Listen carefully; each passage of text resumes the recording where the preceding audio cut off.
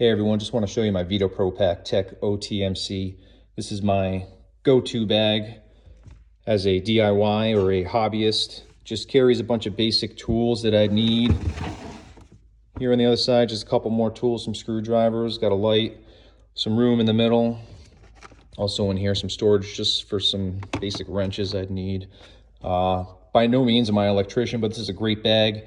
At my other job, I've learned how to isolate issues, whether it's electrical or plumbing, but I'm outgrowing this bag. I'm now moving to the bigger version. It's the Tech OT-LC.